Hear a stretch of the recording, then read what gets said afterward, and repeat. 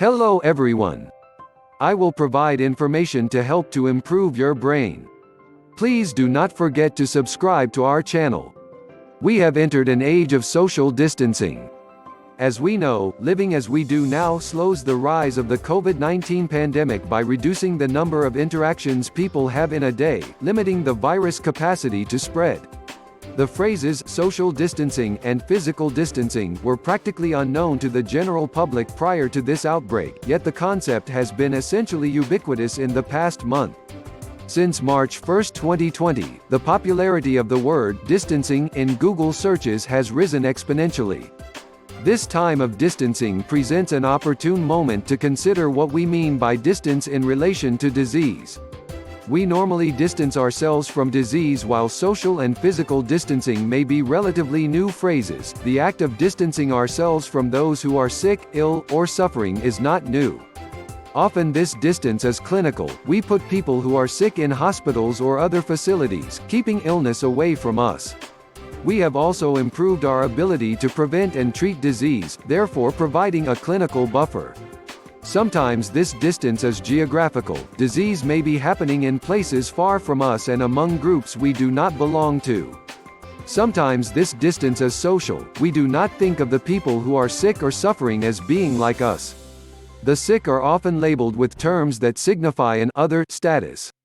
Americans have been gifted the ability to forget, in a way, about how severe disease can be and that it often leads to death. Clinical distance. When people develop an illness or a disease, they often seek care in a hospital or clinical setting. This means that disease is often contained and kept in clinical settings, far from places of leisure and work. Thanks to effective and safe vaccines, we no longer regularly experience clinically severe infectious diseases like measles, mumps, rubella, or even chicken pox. Our medical technology and expertise have become more and more sophisticated at diagnosis, as has our treatment of non-communicable diseases. We are able to detect diseases sooner and treat them before they become severe. This means that the majority of Americans have been gifted the ability to forget, in a way, about how severe disease can be and that it often leads to death. Because of these improvements, we have clinically distanced ourselves from the reality of disease and disease severity. Geographic distance. In the United States, and many other high-income countries, we often view disease as something occurring elsewhere. We may feel bad that other countries or demographics experience disease and think it is regrettable, but ultimately it does not occupy the forefront of our minds. For example, while Ebola threatened multiple countries in Africa and was responsible for thousands of deaths between 2014 and 2019, it only became a concern to Americans when there was the possibility that it might be brought to the United States. It was only when Ebola touched close to home that we began to think about it. And after the threat to Americans was over, the subsequent outbreaks were not covered by mainstream media. At the start of the novel coronavirus outbreaks in China, Americans did not see the virus as a threat to U.S. soil. Because the majority of Americans have been geographically distanced from major epidemics previously, this has helped us ignore the realities of poverty and inequity that can contribute to dire public health threats in our world. Social distance. The clinical and geographic distance from disease have been compounded by othering, stigma, and a climate of mistrust and xenophobia in the United States. This has created a pervasive social distance from disease. Epidemics that have raged in the United States, like HIV/AIDS in the late 1980s and early 1990s, never felt particularly threatening to the average American, because it affected gay men, a small, stigmatized group in the population. Even now, the HIV/AIDS epidemic rages in black communities in the South but garners little attention in white America. Even at the beginning of the COVID-19 pandemic, the coronavirus was happening to them, China, and not to us, the West. The language federal officials used to describe the novel coronavirus emphasized that distance, the Chinese virus, and the rise in violence toward Asian Americans indicates the potential negative consequences of distancing ourselves socially from disease. It is incumbent upon us to physically distance to mitigate the spread of the virus, yes, but not to widen the distance between us and disease clinically, geographically, or socially.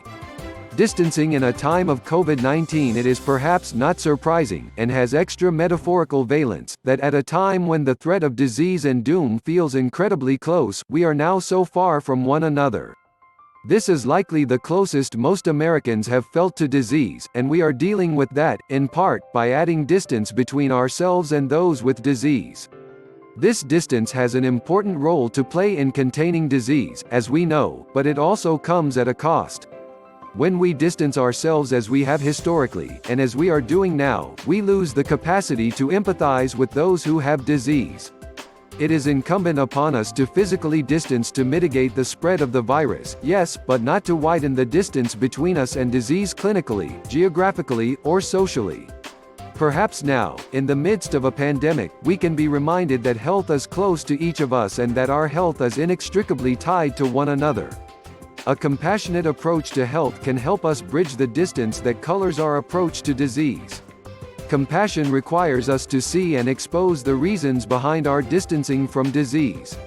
It asks us to alter and interrupt the distance in order to change our relationship with disease entirely. We must be willing to change our structural relationship with disease in order to ensure equal and fair access, testing, and treatment for all. A compassionate response to distance is similar to a compassionate response to disease. It asks us to actively engage with our biases and preconceived notions.